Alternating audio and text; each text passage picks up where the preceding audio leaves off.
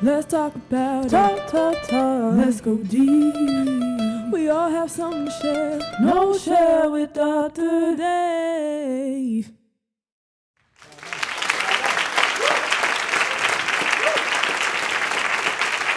Well, hello and welcome to the KnolShare with Dr. Dave podcast. This is Dr. Dave Cornelius, your host. And today, we have Nicole Ward and Dr. Dena. Welcome, Nicole and Dr. Dena, to the podcast. Thank you. So glad Yeah, to be so here.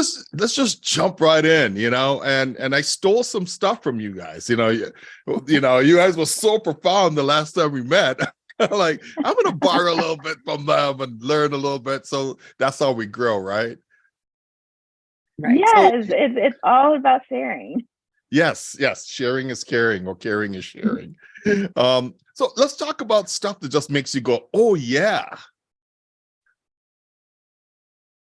Dr. Dave, when you had like the jester there, the first thing I thought of was music. Because that's top of mind right now. Being able to go back and see live music, that really makes me say, oh yeah, along with being able to share that experience with my husband and my bonus kids, and just being able to just be back in that environment. That is definitely an oh yeah moment, and had one a couple of weeks ago. So. Nice. Yes. And actually, I feel like that is a love that Nicole and I share, and one of our connecting points. And so it's funny because when I saw it, I also immediately thought of music. And I also have this like synergy when it comes to just being able to see musicians that I love and respect live. And I also was thinking about, I work with youth a lot. And so I also was thinking about just youth and the power of youth voices, and how much I learn from youth so much. And so that also is something that gets my spirit on fire. It makes me say, oh, yeah. That's so beautiful. So when you're in a good space, in that good space where you're at home or you're on a walk, what's your favorite music or song? I love that, because I'm like, that is such a hard question, Dr. Dave, because as Nicole and I've shared, we love music. However, I will say that I'm from the Bay Area, and when I'm like really feeling it and I'm really in a good mood, I probably will go for some hypey Bay Area music, and that will feed my soul in the moment. But I also love Jill Scott. I love Eric too. They also fill my soul. It's a variety. Yeah, Dr. Dave, there's so many playlists on my phone that have these different ones, but the one that came to mind is Decades. So when I'm just really in like that space, I play my Decades playlist, which has like 90s, the golden era of hip hop on it. It has some 70s funk and soul. So it's very eclectic, but being able to swim through the decades is definitely my happy music place. Oh, that's so cool. I was just thinking about Bob Marley, when I'm in my happy space, it's like, let's get together and we'll be all right. And one of my favorite songs, but since, let's do an elevator pitch. Let's learn more about who you are and what you bring to the table as leaders in your space. I'm going to throw it to you first, Dena. Sure. So I am a licensed clinical psychologist here in Oakland, California. And it's interesting because for me, mental health my journey started when I entered having to have therapy as a young child because of some significant childhood trauma, and having a very negative experience with the therapist that my family and I needed to see. And so for me, it was like, I need to get in this field. I need to make sure that other Black and Brown children do not feel the way that I felt with the experience, because healing, it was so far from what was occurring. So I feel like since then I was on this path to mental health, and I have been able to work with youth for decades at this point. And I also have the privilege of sharing a business with my partner, Connie Chu, where we do work around racial healing and other diversity, equity, inclusion, and belonging work as well. Sure. So I am a licensed marriage and family therapist by title. I like to consider myself a guide and an explorer as we're kind of walking through and disrupting those thoughts and really just diving into being able to ignite coping skills. I have a private practice where I work solely with adult individuals right now, as well as those in relationships in all phases and stages. But I have a background, is actually how Dean and I met in working with children and youth and families, and really being at one point a pure trauma clinician. So I have all of that in my toolbox that comes with me into the mental health space. And I also do consulting as part of my private practice and working on well-being, diversity, equity, inclusion, belonging, as well as racial healing. So Dena and I, oddly enough, no longer work at an agency together, but have very similar things that we've kind of delved into. Yeah, man, with your background, I'm going to have to pull you into some of the things that I'm doing with DEIBH. I add healing at the end of after belonging. I add healing in there. So I think that is such an important context, you know. So let's talk about your resilience. What actions do you take to make you resilient? Moments to self. So just being able to do like a quick check-in. I like to just practice what I preach. So the first thing that I do when I open my eyes is I meditate, I pray, I just take a couple of breaths before I even pick up my phone, and then just kind of laying there and checking in to see what I need in the day. That really kind of helps with being able to ground myself in order to tap into that resilience if needed.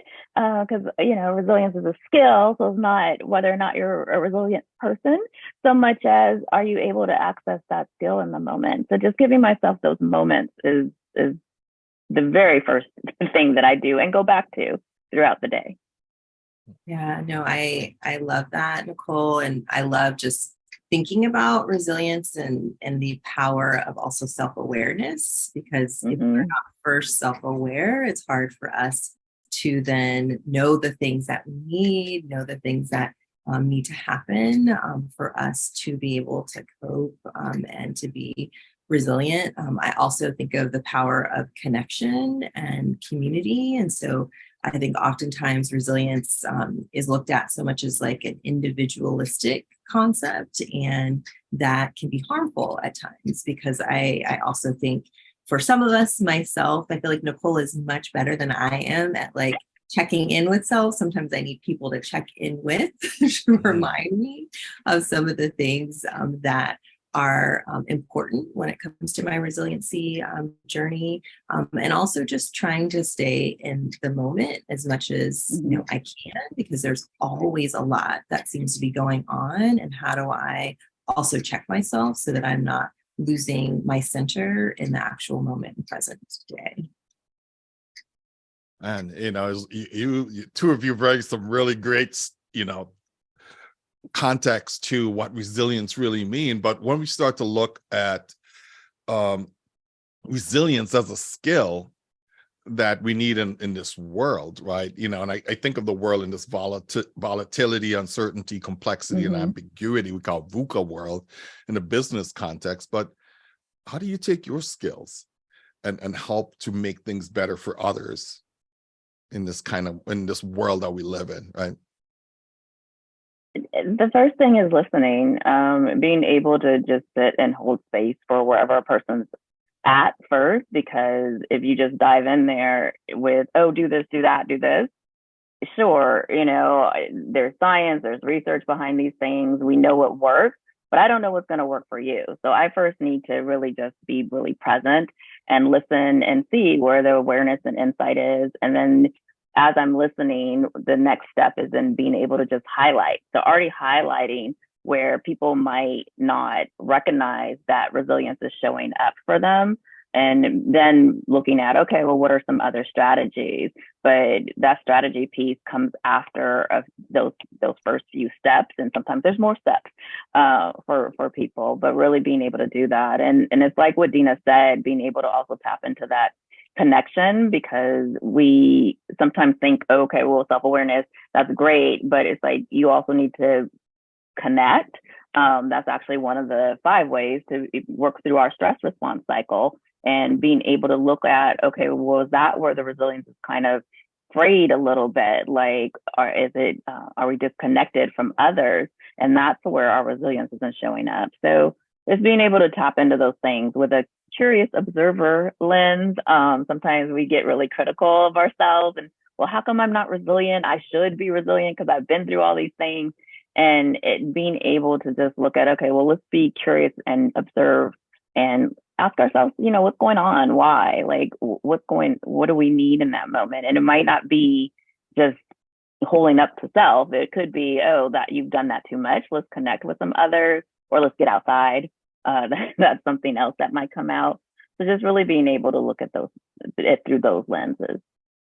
Yeah, I really appreciate what you said, Nicole, because when I also think about what, can be supportive, when I think about that curiosity lens, it makes me think about self-compassion and just the power of helping to model self-compassion, because I think sometimes we can be very, very hard on ourselves and beat ourselves up in different ways. And there's so much that is going on that really requires us to give ourselves permission to be compassionate with self.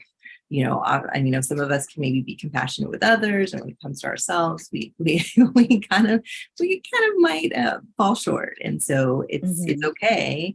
But how do we model that? And I also, just think about, again, when thinking of us as experts, that can also be dangerous at times, because as Nicole said, each of us has our own individual journey. And so how can we also, think about ways that we could fuse, our knowledge, so that everyone knows that they can be an expert with themselves. And so you don't have to be it right now. You don't have to be it right away. I also feel like it's important for me to share my struggle at times, and that it's an imperfect journey, because sometimes there's this sense that, oh, hey, if you're the professional, you know how to do it, and you do it right all the time, and what is right.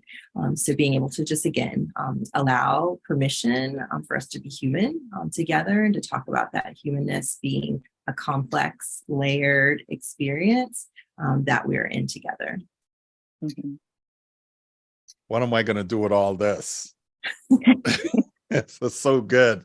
So good.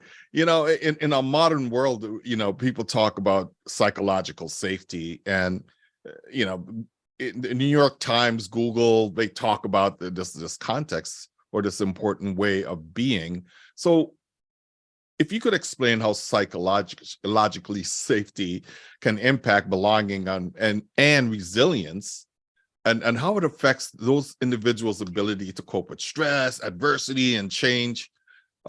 Give us some insights on that. Bring your wisdom. Yeah, I feel like that when I looked at that question, Dr. Dave, there's so many feelings and thoughts that come up when I hear psychological safety. And I think part of it is because Nicole and I do have that, kind of experience in the journey that we travel in with larger systems that are navigating some of these concepts. And I think about the fact that, at times, and even, being specific. So in 2020, I feel like there were a lot of different things that were going on in the world around us. There've always been a lot of things going on in the world. I think in 2020, there was a lot more conversation, maybe attention to it. And since then, I've heard a lot more folks talk about, wanting to make sure that their work environments are psychologically safe, telling people to show up as their authentic selves. And yet there hasn't been the work done with the system to help to make sure that folks are able to feel held, are able to feel like they can actually show up and be heard, seen, respected. And so to me, I think a lot of what needs to happen is for us to slow down and to really know what we're talking about. Make sure that we have a common definition and understanding of what being psychologically safe means, because sometimes it can mean different things for different folks. And to also understand that for different identities, what being psychologically safe can also look and feel very different. You know, our systems aren't created the same. Our systems are not, you know, they haven't necessarily done the same for every group, and there's harm that continues to happen. And so being able to name these things and to talk about different things that need to shift is, to me, really important, as well as being able to, again, hear from others what it is that they need to feel psychologically safe. Because again, just saying that it exists or asking folks to show up as their authentic selves, if they don't feel like they're safe, is going to do more harm than good. Yeah, I mean, I take out there, Dena, just to echo on your sentiment of being able to have, you know, it's an ever evolving thing. So it's a very dynamic conversation. It's not just kind of this one and done of where it's like, oh, we had a training and now that's it. Really being able to continue that line of communication, that open door. I mean, something as simple as when you are having meetings, just acknowledging like, oh, okay, it might have been, you know, a rough week for some of us. And then and being able to have that acknowledgement in there too, without it's hard without that. Okay, I have to get it right, because you are going to make mistakes. You're going to make mistakes.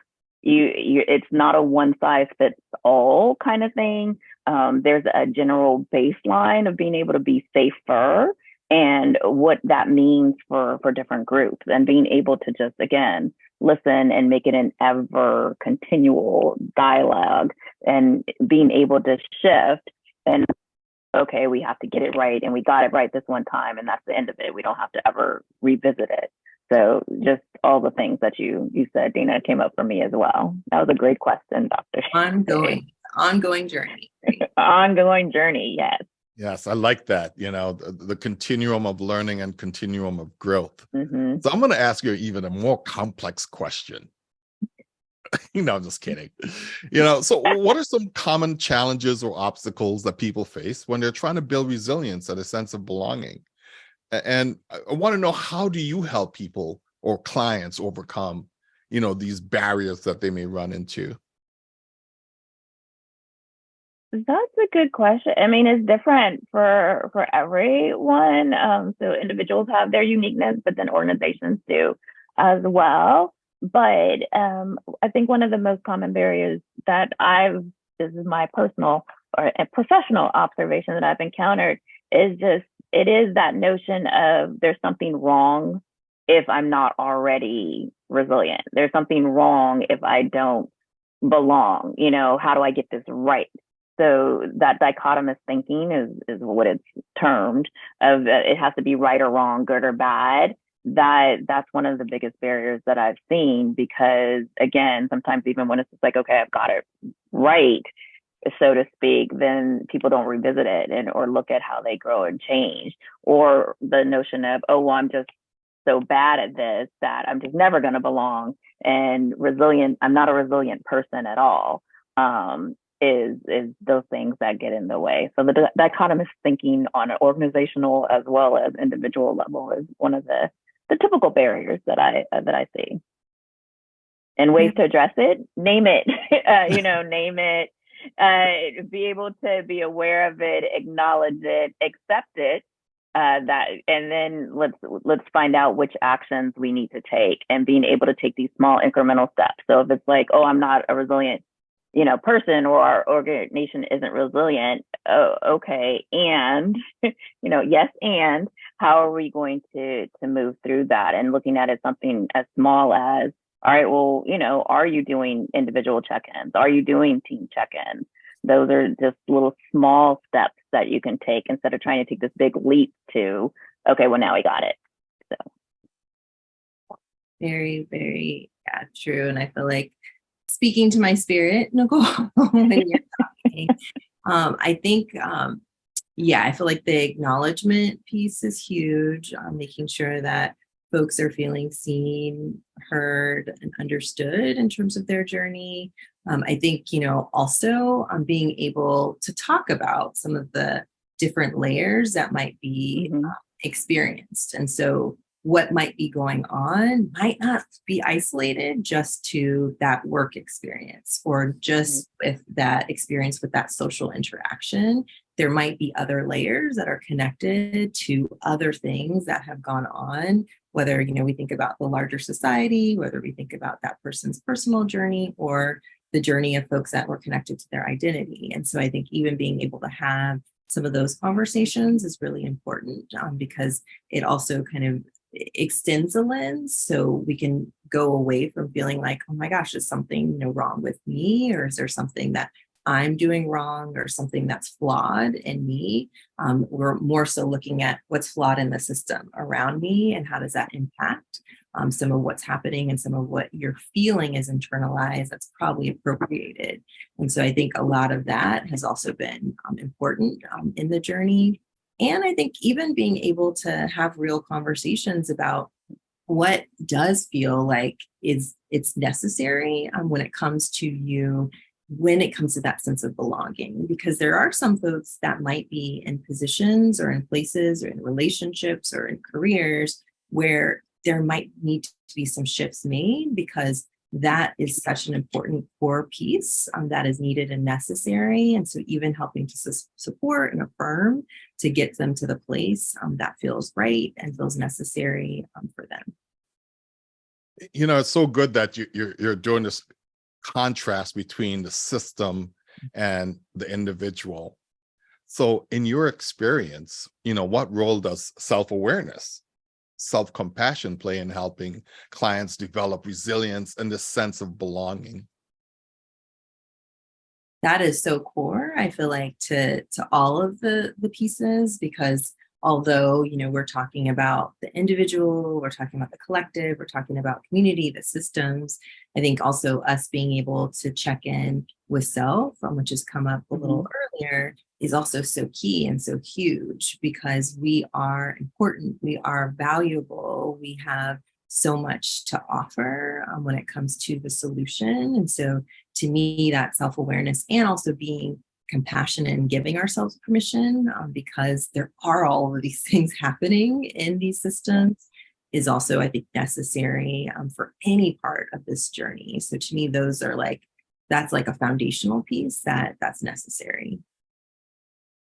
Yes, I agree, Dena. I mean, that's kind of when people hear the term marriage and family therapist, they think, oh, it's specific to marriage and family. But what it actually means is that we study systems and how the individual relates to the system. So for you and for myself and just for all of us, self-awareness is key to that, because you're going to start with you and then look at, because you're not just isolated in a little bubble to yourself, and being able to look at how you are impacted and how you impact the system. So that's where self-awareness really is important, is just being able to know where you're at in any given moment. There's actually a tool called an eco map, which I actually love, where you I have people put themselves in the middle because I want them to center on themselves, and it gives a visual too, because sometimes it's hard to prioritize ourselves.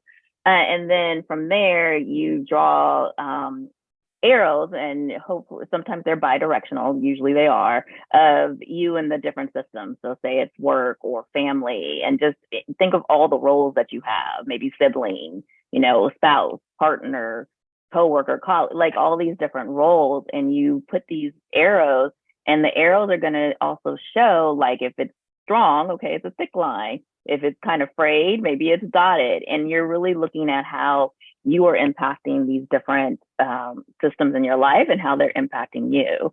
And that really does kind of help with the self-awareness. But I want to caution too, because I love how much, we're talking about mental health and we're talking about well-being in a whole person context. But just like if you drink too much water, that can be kind of not a great thing, right? Like water is good for us. We're mainly composed of water, but if we drink too much water, we now might have some challenges. We can be overhydrated. Same thing with that self-awareness. So sometimes self-awareness becomes also weaponized, of where every little thing, it's like, oh, I have to process it. I have to process it. And I'm a therapist saying you don't have to process every single thing. You don't. So it can come into your awareness, and you might need to be self-aware enough to let that then go, because it's just not the time to do that. And that's how you also exercise compassion towards yourself, of that, yes, you are a work in progress. You can be a beautiful masterpiece and still be working on yourself, but it does not have to be that you are now tipped over the stress curve into overwhelm of that. Okay, I have to be self-aware. I have to be present in all the moments. Exercising that compassion, just be kind to yourself. And a little trick that we do for that is, how would you speak to a friend? What would you tell your friend? And 9 times out of 10, you have a different tone, a different voice, a different viewpoint. So being able to shift that perspective by giving yourself some compassion, even as you're exercising that self-awareness. Man, that was a lot. That was a lot. I can't wait to go back and listen to this and pull some of these things out so I can apply them to my coaching practice. But that's really good stuff to get to that place where we give ourselves a little bit of grace. Right? Yeah. I mean, I really like the fact that both of you touched on that. So if we pull back and we look a little bigger, and we're talking about cultural, social, and systemic factors that may impact a client's resilience and sense of belonging, are there? I know, Nicole, you kind of talked about a tool. So I'm asking, are there specific interventions or tools that you could utilize to address any of these challenges that impacts resilience and belonging for a client? Sure. So as I mentioned, there's the eco map, and then there's also, there's so many tools out there. There's various card decks that are out there. Dr. Ebony Butler has a really great card deck that is focused on Black women, Black men, teenagers, adolescents. She has various card decks. Those are really helpful. There's another book that I recommend, and now the authors are escaping me, but it's called What's Your Story? It's a guided journal, and it delves into questions about you, right? But it also has questions about how you show up in the world. And I really like that for clients. Then there's Dr. Kristen Neff, who has done so much work on self-compassion. So there's compassion card decks, there's watching TED Talks. All of these things are interventions. It's just trying to figure out where you're at, because sometimes people are like, oh, well, do you have a worksheet? And it depends upon the person and the organization. Some people are like, oh yeah, I want homework. Others are like, please don't ever give me anything that's even titled homework. So it is just being able to look at the different mediums that are out there and how people consume information and being able to do those things. Body scans is another thing where you just sit for a minute. Doesn't have to be longer. People sometimes think that they have to do these things for 30 minutes. And you just start at the top of your head and notice. So just that act of noticing is giving you some skill sets, some compassion too, because you're not trying to fix it. You're just noticing what you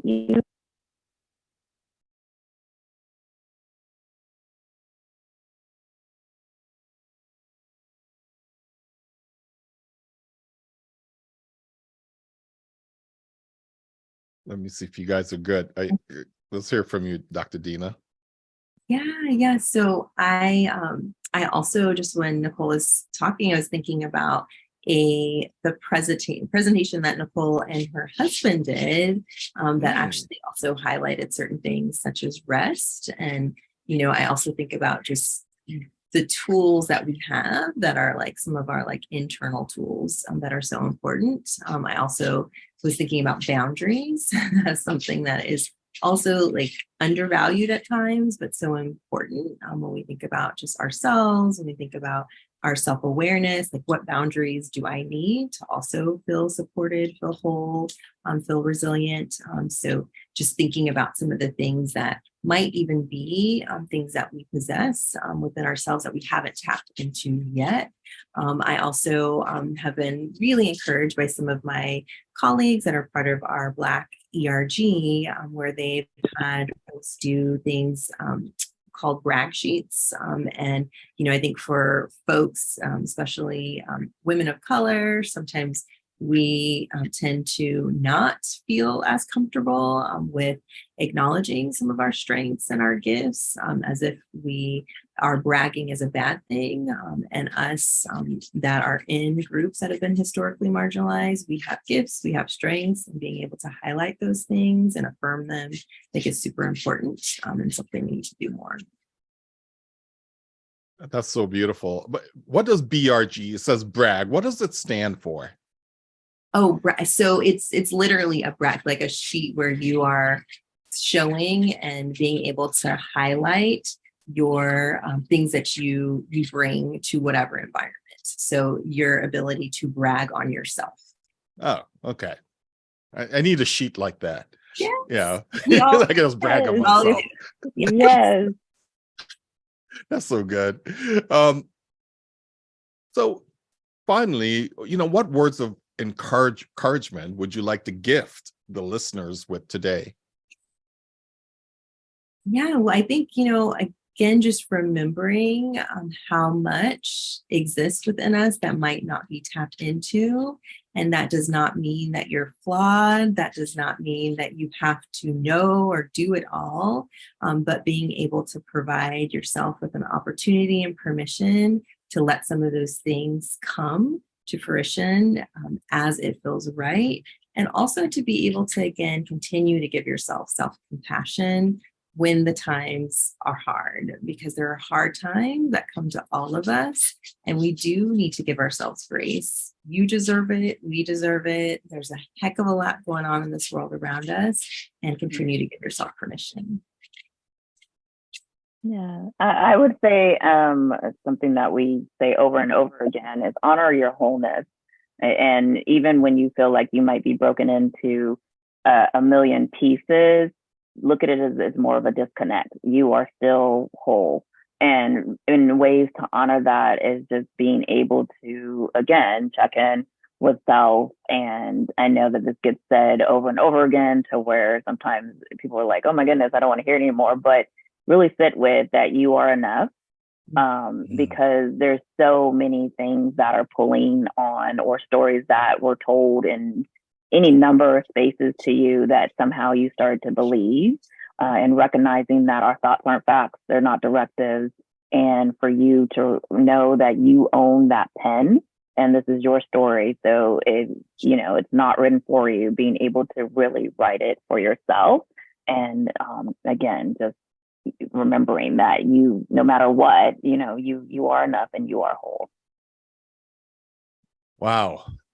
Thank you, Nicole. Thank you, Dr. Dena. And so in closing, I would say thank you for listening to the KnolShare with Dr. Dave podcast. This has been a real treat for me to sit here and learn so much from, these two esteemed, leaders in their own space. And, you could listen to our podcasts on Spotify and on all of the popular streaming services that we have out there. So again, thank you so much for honoring us by showing up and sharing your knowledge and your gifts. Thank you. Thank you so much, Dr. Dave.